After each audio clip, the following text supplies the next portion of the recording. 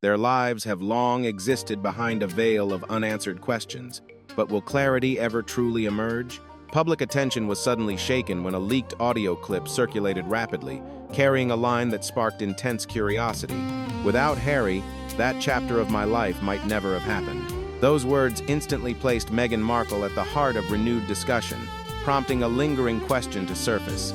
Is the image being portrayed an accurate reflection of her inner world, or merely a projection shaped by speculation and selective interpretation? This narrative goes far beyond a single audio clip. It hints at a rarely explored layer beneath the familiar surface. It invites viewers to question what is truly being uncovered and what may simply be amplified through rumor and framing. Do you feel these claims reflect reality, or are they part of a broader attempt to unsettle a well-known family image? Share your perspective by leaving a 1 if you feel understanding, or a 0 if you see it differently. Remember to like and subscribe so you don't miss future updates as this story continues to unfold. No independent source was able to verify the setting where the footage was recorded. Meghan argued that isolated, incomplete visuals could never convey a full or accurate picture. She offered no detailed account of what the clip might actually show, no reference to technical errors, no call for third-party review, only a firm rejection of its authenticity. From there, she redirected attention toward her relationship with her sister, suggesting that unresolved family history was being selectively revived and used to cast her in a damaging light.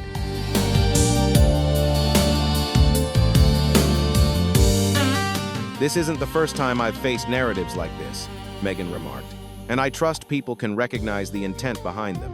Shortly after that appearance, she shared a series of personal images featuring herself and her child. The photos were carefully chosen, paired with short reflections on affection, closeness, and motherhood. There were no extended explanations and no direct references to the controversy unfolding at the time. To many observers, the gesture felt less like a defense and more like a subtle attempt to redirect emotion and reframe the conversation.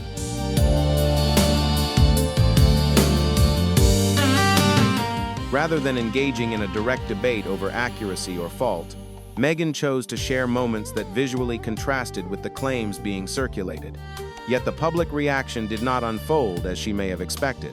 The images of motherhood were not rejected or challenged as inauthentic, but neither were they accepted as decisive proof that resolved the issue.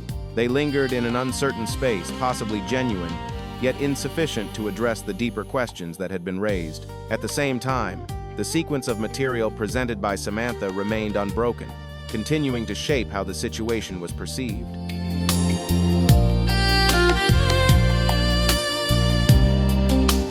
The audio had not been dismissed as groundless. The video had not been proven inauthentic. The caregiver's work history had not been formally challenged. No elements were withdrawn, and no new material was introduced from Meghan Markle's side. As discussion continued, another detail drew increasing notice. She often spoke about being misrepresented, yet she never directly addressed the substance of what was heard, only the identity of the voice. At that point, the situation moved beyond a private disagreement. It evolved into a broader reflection on accountability, family dynamics, and the principles she had previously spoken about so openly.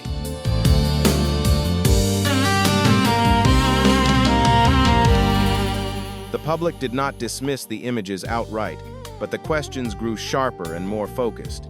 In the end, many wondered what, exactly, those photos were meant to counter. The mother and child visuals soon became a new focal point of debate. Within a short time, online discussions began examining small details with unusual intensity. Without waiting for official verification, various commentators noted elements they found puzzling variations in light, proportions that felt slightly off, and background patterns that appeared unusually similar. From there, a shared interpretation spread quickly, with some suggesting the images may have been digitally assembled rather than captured as a single, uninterrupted moment.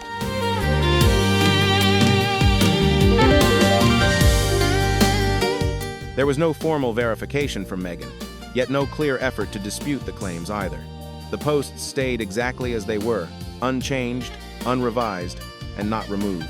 Still, from that moment on, the images no longer functioned as a quiet rebuttal. Instead, They became another element that deepened public caution toward any new material linked to her. As attention remained fixed on the questions surrounding those photos, the narrative did not pause. Samantha Markle, meanwhile, proceeded forward, taking the story into its next phase.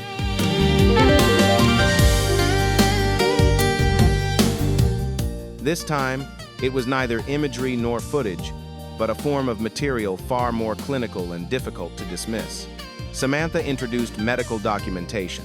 The papers appeared precise, listing dates, identification details, the stated reason for admission, and a recorded signature from the individual who accompanied the child. According to the records, Lilibet had been brought in for acute abdominal distress and treated as an urgent case. What intensified public reaction was the final line. The name recorded there did not belong to Meghan Markle, nor to Harry.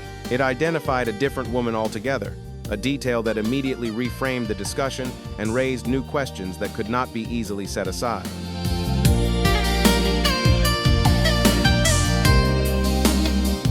Samantha stated that the name on the documents belonged to the same caregiver who had previously shared the audio and video. According to her account, it was this woman who personally brought Lilibet to the hospital during an emergency when the child was around 1 year old. That detail shifted the narrative into a different stage. The discussion moved beyond impressions and isolated visuals to something more concrete, a medical event tied to a specific time, location, and written record. Shortly after releasing the paperwork, Samantha offered additional context, outlining what she said had unfolded during that moment and why it remained significant.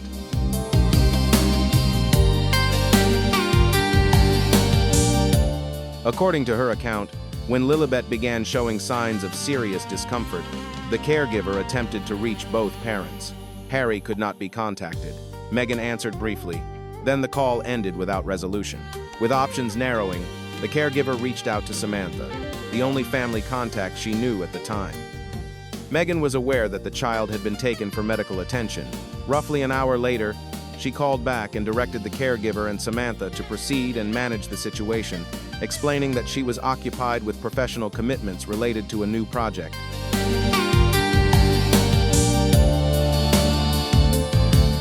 She did not appear at the medical facility during that window.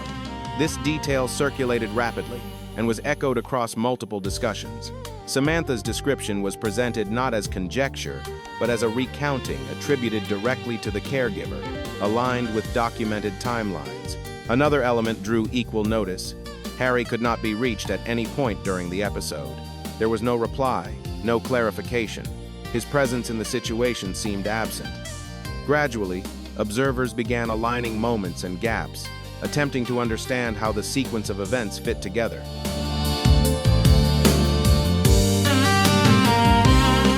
A child in distress, admitted under urgent circumstances.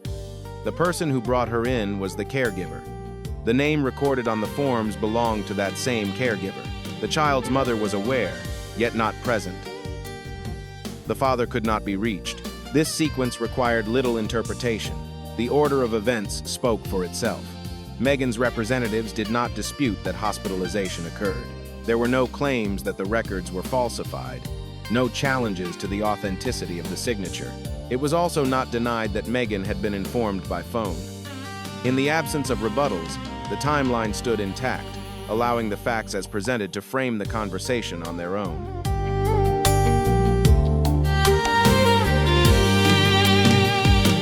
The only explanation repeatedly highlighted was professional obligation. From that moment, public perception shifted in a noticeable way. The focus moved away from debating recordings or technical edits and toward a deeper reflection on parental responsibility. A very young child required emergency care.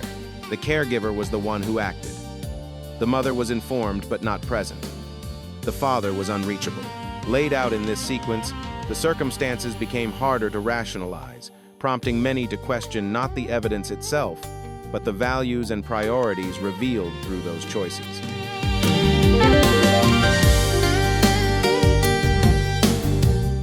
No one argued that professional commitments lack importance, yet placing work above an urgent medical situation involving a child was something many found impossible to ignore. Three separate elements now pointed in the same direction. After the hospital documents surfaced, no additional response followed from Meghan.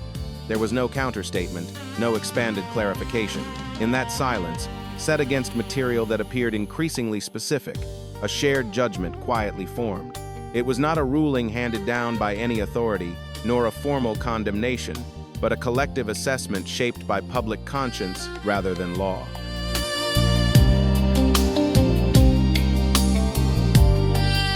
All the material revealed up to that stage pointed toward a single interpretation. In a decisive moment, the child had not been placed at the center of attention. This perception did not emerge from hearsay or emotional reaction, but from elements that appeared recorded, documented, and aligned with one another. And if these details represented only what had surfaced so far, many began to wonder how much more remained unseen. After the release of the hospital records, the situation reached a point where general dismissals or abstract denials no longer seemed sufficient to address the weight of what had been presented.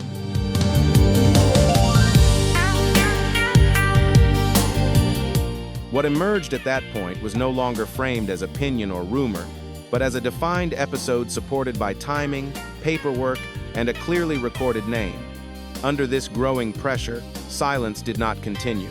The response arrived, though not from Meghan herself, but through an official representative. It was measured and indirect, carefully sidestepping direct confrontation.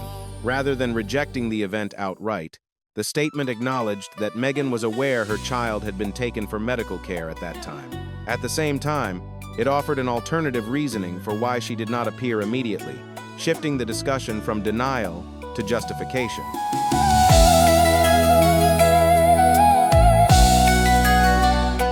She did not dispute that she was absent from the hospital during that moment, but she stressed that her child had not been left without care.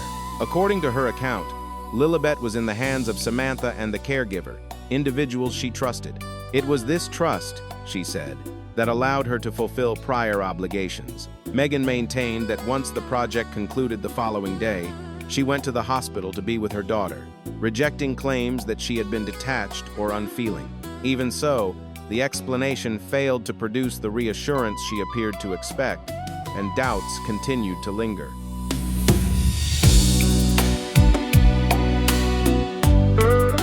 Once the explanation circulated, it triggered a strong reaction online.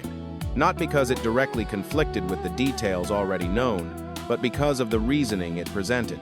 Many acknowledged that contractual obligations can be difficult to interrupt, and few denied that parents sometimes face complex decisions. Still, the core concern centered on judgment and priority. A very young child required urgent medical care. The father was unreachable. The mother was informed, yet chose to finish professional duties before going to the hospital. That sequence, more than any recording or document, became the focal point of public unease.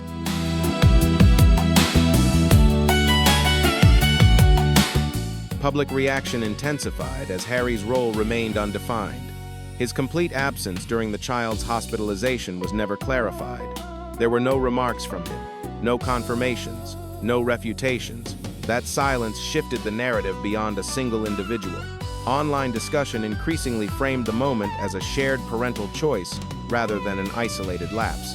The fact that neither parent appeared at the hospital during an emergency prompted broader questions about the family image long associated with Meghan Markle and Prince Harry, and whether the values they had emphasized aligned with what was revealed in that critical moment.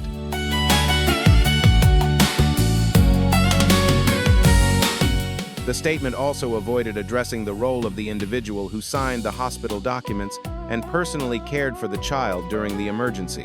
That absence drew attention in itself, prompting questions about how much responsibility the caregiver was expected to carry and why those duties appeared to extend beyond what was typical. Online reaction intensified rapidly. Discussions, interpretations, and moral reflections spread across platforms.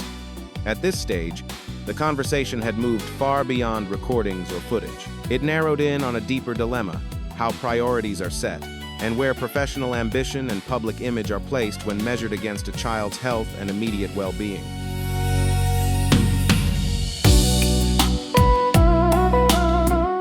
Some voices tried to offer balance, suggesting that no individual should be defined by a single moment. Yet those views were gradually outweighed, not by hostility, but by the clarity with which events appeared to align. Meghan's decision to respond through indirect framing, rather than addressing each element openly, weakened public confidence. There was no expression of regret, no recognition that her choice might have carried emotional consequences, only explanation and defense. Within that context, the narrative no longer depended on further revelations. What had already surfaced was sufficient for a shared perception to take shape around Meghan Markle, shaped less by accusation and more by the way responsibility was handled when it mattered most.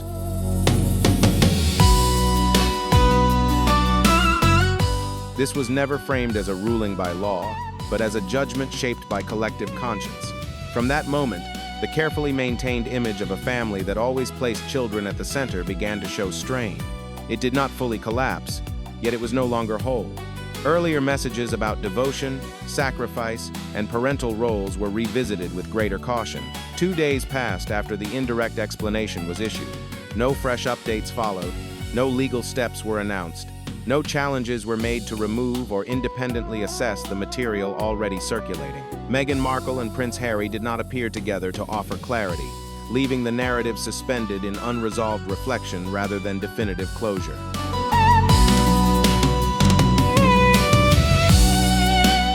There were no acknowledgements, and certainly no apologies. The quiet that followed was not dramatic or abrupt. It arrived gradually, unfolding with a sense of deliberation, as if every step had already been considered. Nothing further was added, yet nothing previously stated was taken back. The chain of events came to a halt, not because answers had been agreed upon, but because there was nothing left to contest. The public was no longer waiting for a ruling or an official ending. What had unfolded was enough for each observer to reach a personal conclusion and close the story in their own way.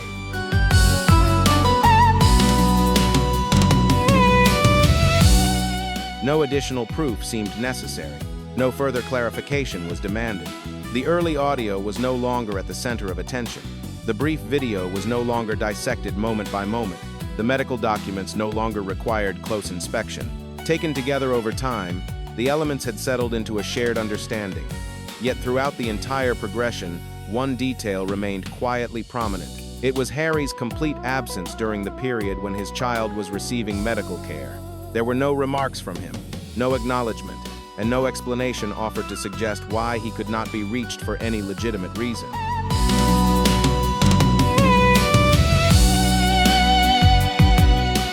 Not with hostility, but with restraint. Statements that were once taken at face value were now measured against what had recently come to light. No one asserted that Meghan lacked affection for her child. No one claimed total emotional detachment. Yet the carefully maintained narrative began to show signs of strain. Those fractures did not emerge from rumor or accusation, but from timelines that aligned and events that had been formally recorded, prompting a more cautious reassessment rather than outright condemnation.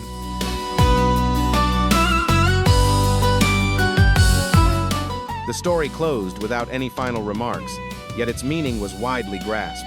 There was no dramatic peak, no decisive finale, only an extended quiet in which observers reached their own understanding. Those who had once questioned Samantha's intentions gradually stopped fixating on her role. Attention shifted fully to what had been shown and documented. Whatever Samantha's motivations may have been, the sequence of material stood on its own, independent of personal disputes. For that reason, the situation could no longer be reduced to a private family matter, but remained a broader reflection shaped by what had been revealed rather than who revealed it.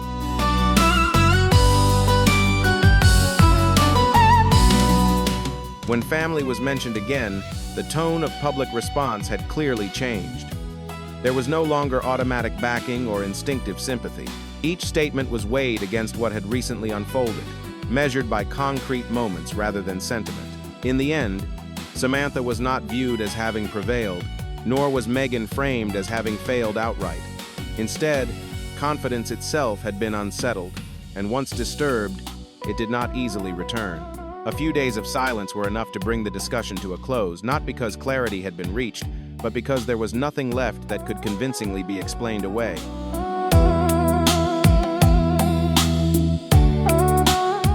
Everything has now settled into quiet reflection. From your perspective, when children are involved, does the way Meghan Markle balanced professional commitments truly align with the values she often speaks about regarding motherhood and family? Share your view by leaving a 1 if this story resonates with you, or a 0 if you see it differently. Don't forget to like and subscribe so you won't miss future videos. Join us as we continue exploring stories that invite deeper thought and understanding.